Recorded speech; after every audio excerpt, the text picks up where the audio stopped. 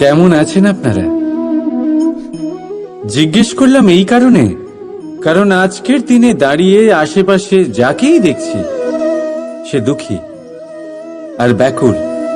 সে ভাবে সংসারে সব থেকে বেশি দুঃখ শুধু তার জীবনেই আছে, সব থেকে বেশি সমস্যা তার জীবনেই আছে। সংসারে এমন কেউ নেই যার জীবনে কোনো সমস্যা নেই, আর সংসারে এমন কোনো সমস্যা নেই যেটার সমাধান মানুষের কাছে নেই। কিন্তু সেই সমাধান খোঁজার জন্য নিজের বন্ধ দ্বারগুলিকে খুলে এগিয়ে যেতে হবে, সাহস করে এগিয়ে যেতে হবে। কিন্তু কিছু মানুষ কি করেন, নিজের মাথায় হাত দিয়ে কোনো এক কোণায় বসে নিরাশ হয়ে নিজের ভাগ্যকে তিরস্কার করেন। না, এটা কখনোই করবেন না। কর্ম করুন, এগিয়ে যান, সাহস দেখান, আর সব থেকে জরুরি কথা, সংযম হারাবেন না। কারণ আপনার লক্ষ্য যতই কঠিন হোক না কেন, সেটা অবধি পৌঁছানোর রাস্তা আপনার পায়ের তলা দিয়ে সর্বদাই যাবে। রাধা রাধা। আপনি এরকম অনেক লোককেই নিশ্চয়ই জানেন যারা ভোরবেলা উঠে স্নান করে প্রার্থনা করে না নিজের পথ দেখতে পায়, না নিজের লক্ষ্য। এই কারণে নিজের বিশ্বাস হারিয়ে ফেলে সে, আর এই কারণে ভয় পেয়ে যায়।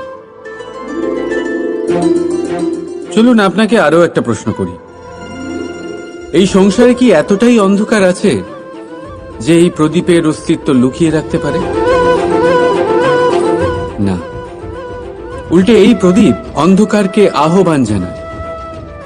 নিজে জ্বলে সংসারকে আলোকিত করে এই ছোট্ট প্রদীপ। এবারে যখন এই ছোট্ট প্রদীপ অন্ধকারকে ভয় পায় না, তাহলে আপনি কেন অসফলতাকে ভয় পান? আপনার অন্তরে একটা অমর আত্মা আছে, শুধু দরকার ওই আত্মাকে জাগিয়ে তোলা। নিজের অন্তরের এই আত্মাকে জাগ্রত করে দেখুন, সব স্পষ্ট দেখতে পাবেন। রাধা রাধা। ক্রোধ, ক্রোধ কি সেটা কে না জানে? সব আয়ু, সব বর্গ, সব শ্রেণীর মানুষের ক্রোধ অনুভব করা হয়ে গেছে। এমনকি কারোর কারোর তো পরিচয়টাই এইভাবে দেওয়া হয় যে, কিন্তু এই ক্রোধ কি করতে পারে সেটা খুব কম লোকে জানে। ক্রোধ কিছুটা এরকম, কোনো জ্বলন্ত পাথরকে ধরা আর সেটা কারোর দিকে ছোড়া। এবার এটার পেছনে আমার ইচ্ছে থাকে সামনের জনকে জ্বালানো, কিন্তু তার আগে তো আপনার নিজের হাত জ্বলে যাবে। তাই মনে রাখবেন, যখনই আপনি কারোর উপরে ক্রুদ্ধ হবেন, সর্বপ্রথম সেটা আপনার বিনাশের কারণ হয়ে দাঁড়াবে। আমি বলি, যখন এই সংসারে করার জন্য প্রেম আছে, তাহলে ক্রোধ করার কি দরকার? প্রেম করুন। এই প্রেম সবার সাথে ভাগ করে নিন, আর ভালোবেসে বলুন, রাধা রাধা। বেশিরভাগ সময় আমাদের কাছে একটা অজুহাত থাকে। আমাদের মনে হয় যে এই সংসারে এসে আমরা কি করব? যা আমরা করতে চাই সেটা তো আগেই কেউ করে ফেলেছে। আমাদের কাছে তো করার মতো কিছুই নেই। যদি আপনাকে উদাহরণ দিই, এই পুজোর থালাগুলো দেখুন, আগে থেকেই সব কিছু সাজিয়ে রেখে দেওয়া হয়েছে এখানে। এবার আমরা ভাববো যে এরপর আর কি করার আছে, সবকিছু তো আগে থেকেই হয়ে গেছে। এবার এখানে সমস্যা কর্তব্যের মধ্যে নেই, এখানে সমস্যা আমাদের চিন্তাধারায়। আমরা এটা চিন্তা করতে সময় কাটিয়ে দিই যে কি হয়ে গেছে। আমাদের এটা চিন্তা করা উচিত যে কি করা এখনো বাকি আছে, যাতে আমরা যোগদান করতে পারি।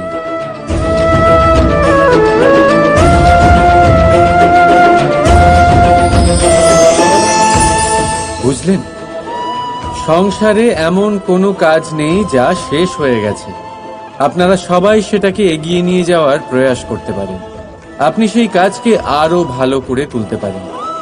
শুধু দরকার হলো ধন্যাত্মক চিন্তা ভাবনা। রাধা রাধা। अस्तु मा सद्गमे तमसो मा ज्योतिर्गमे মৃত্যুর্মা মৃতম গমে। আপনি কখনো নিজের গোটা জীবন অন্য কারোর সাথে ভাগ করে নিতে গেলে সব থেকে জরুরি কথা হলো স্বীকৃতি, স্বীকার করা। সামনের ব্যক্তিকে স্বীকার করে নেওয়া, তার সমস্ত গুণও তার সমস্ত দোষও। সম্পূর্ণরূপে কোনো ব্যক্তিকে স্বীকার করতে হবেই, তবেই সেই সম্পর্ক বেড়ে উঠবে, তবেই সেই সম্পর্ক আরো সুন্দর হয়ে উঠবে। একে অপরের দোষ বের করা, ওদের ছোট করা, এটা শুধুমাত্র একটাই কাজ করে, কোনো সম্পর্কের জীবনকে নাশ করে শুধুমাত্র। উল্টে এটা হওয়া উচিত যে একে অপরের দোষ জেনে নিয়ে তাদের জানতে না দিয়ে তাদের শোধরানো উচিত, তাদের দুর্বলতাকে তাদের শক্তি বানিয়ে দেওয়া উচিত। এটাই তো প্রকৃতপক্ষে দাম্পত্য, এটাই হলো খারাপের দমন, আর এটাই হলো গুণের উদয়। রাধা রাধা। সম্মান, সম্পর্ক, এই দুই একে অপরের সাথে এমন ভাবে জড়িয়ে যেমন প্রদীপ আর শিখা। কেউ কম নয়, কেউ বেশিও নয়, দুজনের অধিকার সমান হওয়া উচিত। যেমন স্বামী স্ত্রীর সম্পর্ক। এবার এখানে স্বামীর অর্থ স্বামী নয়, বরং সাথী। তার কর্তব্য হলো সাথে থাকা, আদেশ দেওয়া নয়। আর এই সম্পর্ক সহযোগিতার দ্বারা তৈরি হয়, অধিকার দিয়ে নয়। হাত বাড়ালে এটা বেড়ে ওঠে, আঙুল তুললে নয়। যদি এই সম্পর্কে একে অপরের মান রক্ষা করো, একে অপরকে সম্মান করো, তবেই এই সম্পর্ক বেড়ে উঠবে, তবেই এই সম্পর্ক অভিমানযোগ্য তৈরি হবে। রাধা রাধা। প্রেম, প্রেম কি তা সকলে জানে। সামান্য রূপে এই প্রেম আকর্ষণ দিয়ে শুরু হয়, আর এর মধ্যে খারাপ কিছুই নেই। গুরুত্বপূর্ণ কথা হলো এটাই যে এই প্রেমের লক্ষ্য কি। যাকে আপনি প্রেম করেছেন তাকে পাওয়া, নাকি না পাওয়ার জন্যে নিজেকে বিচলিত করে সংসার থেকে মুখ ফিরিয়ে নেওয়া। যদি কেউ এই দুই বিকল্পের মধ্যে একটাকে বেছে নেয়, তাহলে আপনাকে বলে দিই, এই দুটোই প্রেমের অন্ত। প্রেমের আসল অর্থ হল সমর্পণ, সম্পূর্ণ নিঃস্বার্থ সমর্পণ। এমন প্রেম, তাহলে বুঝে যাবেন এই প্রেমে আপনি ঈশ্বর পেয়েছেন। রাধা রাধা। প্রেম, এই প্রেম এই সংসারে কে না করেছে। প্রত্যেকে প্রেম অনুভব করেছে, প্রত্যেকে জানে এই প্রেম কতটা সুন্দর। কেন নয়, এই প্রেমের অনুভূতি এই সংসারে সব থেকে শক্তিশালী। এবার প্রত্যেক শক্তির সাথে আসে কিছু দায়িত্ব। এবার যখনই এই দায়িত্ব আমাদের জীবনে আসে, আমরা সর্বপ্রথম প্রেম ভুলে যাই। আর আমাদের এই প্রেম বোঝা বলে মনে হয়। কিন্তু এই সংসারের সত্য তো এটাই যে প্রত্যেক প্রসন্নতা পেতে গেলে দায়িত্ব তো অবশ্যই আসবে, যা আমাদের পালন করতেই হবে। এবার যদি আমি আপনাকে উদাহরণ দিই, আপনার বাগানে আপনি চান একটা অত্যন্ত সুন্দর পুষ্পে ভরা বৃক্ষ জন্ম নিক, তাহলে সর্বপ্রথম তার জন্য আপনাকে জল আর রোদের আয়োজন করতে হবে। তার শিকড়ে যাতে পোকা না ধরে তা আপনাকে সুনিশ্চিত করতে হবে। সেটার আশেপাশে গজানো আগাছা আপনাকে সরিয়ে দিতে হবে। আর তারপরেই আপনার বাগানে সেই সুন্দর পুষ্পে ভরা বৃক্ষ জন্মাবে, তাই তো? ঠিক এমনই হয় এই প্রেমও। সর্বপ্রথম আপনাকে এর মধ্যে সমর্পণের সার জল দিতে হবে। অবিশ্বাস আর সন্দেহ, এই দুই আগাছা আপনাকে পরিষ্কার করতে হবে। আর বিশ্বাসের সেই শিকড় কখনো যাতে দুর্বল না হয় সেটা আপনাকে সুনিশ্চিত করতে হবে। আর তারপরেই প্রেমের বাস্তবিক সুখ আপনি অনুভব করতে পারবেন। রাধা রাধা।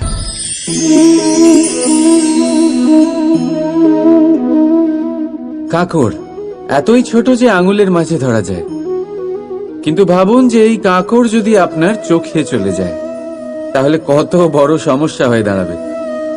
এবারে ভাবুন এই কাঁকড় যদি আপনার পথে থাকে, আপনি পাদুকা পরে বড়ই সহজে হেঁটে চলে যেতে পারবেন।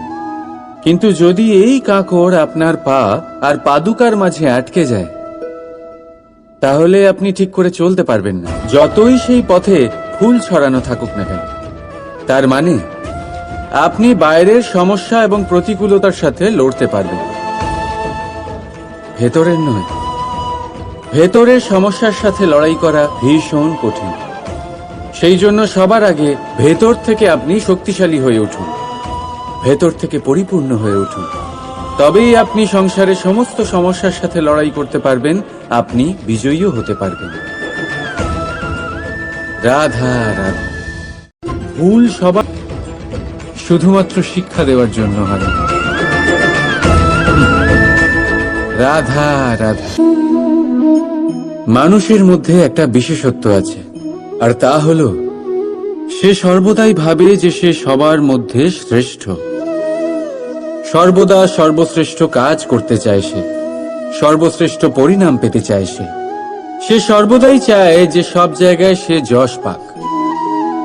কিন্তু যখন প্রশ্ন ওঠে প্রেমের, তখন প্রেম মানুষের থেকে অনেক উচ্চ স্থানে বিরাজ করে। প্রেমে যে মানুষকে আপনি ভালোবাসেন সেই মানুষের প্রসন্নতা আপনি সর্বশ্রেষ্ঠর থেকেও শ্রেষ্ঠ মনে করেন। সেই ব্যক্তির কাছে হেরে গেলে মনে তিক্ততা নয়, ঠোঁটের কোণে হাসি আসে। যাকে আপনি ভালোবাসেন তাকে হারিয়ে যদি আপনি জেতেন তবে সেটা জিত নয়, এটা সবচেয়ে বড় হার। তাই সিদ্ধান্ত আপনার। আপনি কি চান? আপনি কি চান প্রেমের জয় হোক, নাকি আপনি চান আপনার জয় হোক? রাধা রাধা। প্রদীপ, এই প্রদীপকে জ্বালানোর জন্য কিসের প্রয়োজন হয়? সলতে, ঘি, আগুন, ব্যাস? না, আসলে বাস্তব রূপে সত্যি এটাই যে এটা জ্বালানোর জন্য বায়ুর প্রয়োজন হয়। বায়ু জানা শুধুমাত্র আমাদের প্রাণদান করে, বরং এই আগুন জ্বালাতেও আমাদের সাহায্য করে। এবারে দেখুন,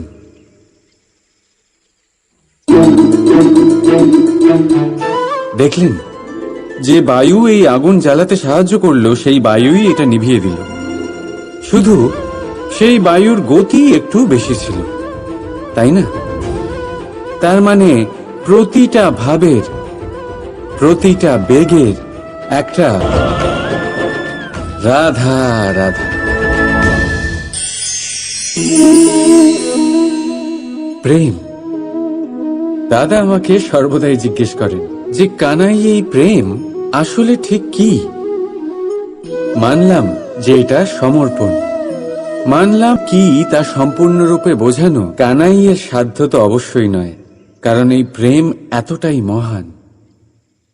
কিন্তু প্রেমের বিশুদ্ধ অনুভূতির বিষয়ে আমি বলতে পারি নিজের অনুভূতি থেকে। দেখুন, প্রেম হলো সেই রং যা জীবনে মধু ভরে দেয়। প্রেম সেই ভাবনা যা মুহূর্তের মধ্যে মুখে হাসি এনে দেয়। প্রেম সেই ফুল যা রাধা রাধা। প্রেম। এই প্রেম মানুষকে দিয়ে কি না করাতে পারে, বড় বড় কাজ করাতে পারে, বড় বড় বাধা পার করাতে পারে। চাইলে মরুভূমিতে কুয়ো খোঁড়াতে পারে, পর্বত পার করাতে পারে, প্রতিটা অসম্ভব কার্য সম্ভব করাতে পারে। কিন্তু যদি আমি এটা বলি যে প্রেম আপনাকে দিয়ে ছলনাও করাতে পারে, তাহলে কি আপনি তা ঠিক মনে করবেন? আপনার কি মনে হবে যে এরকম হতে পারে? অবশ্যই হতে পারে। যেমন আমি ছল করছি এই মুহূর্তে আমার রাধার জন্য, আমার প্রেমের জন্য। আমি রাধার সাথে অনন্ত প্রেম করি, নিঃস্বার্থভাবে প্রেম করি, কিন্তু তাও আমাকে একটা ঠকবাজ, স্বার্থপর, লোভী ব্যক্তি হতে হচ্ছে। এই ছলনা আমাকে করতে হচ্ছে আমার প্রেমের জন্য। এবারে আপনারা আমাকে বলবেন যে কেন কৃষ্ণ এসব করার কি দরকার? রাধার সাথে তুমি বিবাহ করে তুমি কি শান্তির নিঃশ্বাস নিতে পারো না? নিশ্চয়ই নিতে পারি। রাধার সাথে বিবাহ করে আমি ভীষণ সুখী হব, কিন্তু আমি এই কথাও জানি যে আমার রাধা সুখী হতে পারবে না। কারণ যদি এই বিবাহ হয়, তার মাতা পিতা, তার পরিবারকে বর্ষণা ত্যাগ করতে হবে। রাধার মনের মধ্যে একটা গভীর ক্ষতের সৃষ্টি হবে। দুঃখ তাকে কুরে কুরে খাবে। ও এটা মনে করবে, এটা জানবে যে ওর জন্য ওর মাতা পিতাকে এত কষ্ট ভোগ করতে হচ্ছে। এবার রাধার কষ্টকে ভিত বানিয়ে কৃষ্ণ নিজের সুখের মহল কি করে তৈরি করতে পারে? কারণ যাদের আপনি ভালোবাসেন শুধু তাদের ভাবনা নয়, আপনার প্রেমিক যাদের ভালোবাসে তাদের ভাবনার খেয়াল রাখাটাও আপনারই কর্তব্য। আর কখনো কখনো নিজের প্রেমকে উঁচুতে উঠতে দেখতে গেলে আপনাকে নিজেকে নিচে নামতে হবে। এমন কোনো কাজও আছে যা আপনাকে আপনার প্রেমের জন্য করতেই হবে। রাধা রাধা।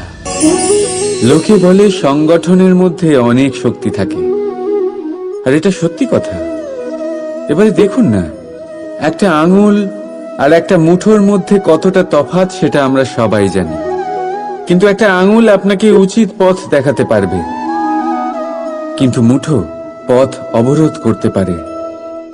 তাই এইটা জানা অত্যন্ত প্রয়োজনীয় যে সংগঠন আর ভিড়ের মধ্যে অন্তর কি, এটা আগে চিনতে হবে। সংগঠন সেটাই যেখানে আপনার ব্যক্তিত্ব আছে, নিজের পরিচয় আছে। শুধু শক্তি অর্জন করার জন্য ভিড়ের সঙ্গ দেওয়া একেবারেই ঠিক নয়। কারণ এই ভিড় যদিও বা আপনাকে শক্তি প্রদান করবে, কিন্তু আপনার থেকে আপনার নিজস্বতা ছিনিয়ে নেবে। সেই জন্য সংগঠনে অবশ্যই থাকুন, কিন্তু আপনার ব্যক্তিত্ব আর আপনার পরিচয় এদের কোনোদিনও হারাবেন না। রাধা রাধা নিজের রৌদ্র রূপ ধারণ করে তখন কাউকে ছাড়ে না। বন, বাড়ি, শহর, পর্বত পর্যন্ত ভেঙে দেয় এই শান্ত প্রবাহিত নদী। আর ঠিক এরকমই হয় আমাদের মন। যতক্ষণ শান্ত আছে, যখন নিয়ন্ত্রণে আছে, ততক্ষণ সবসময় আপনি সুখ পাবেন। কিন্তু যখন এটা নিয়ন্ত্রণ হারিয়ে বাইরে বেরোয়, সর্বস্ব শেষ করে দেয়। সেই জন্য আবেগের নিয়ন্ত্রণে নয়, আবেগকে নিয়ন্ত্রণ করতে শিখুন। আপনি জীবনে অনেক সফলতা লাভ করবেন। রাধা রাধা।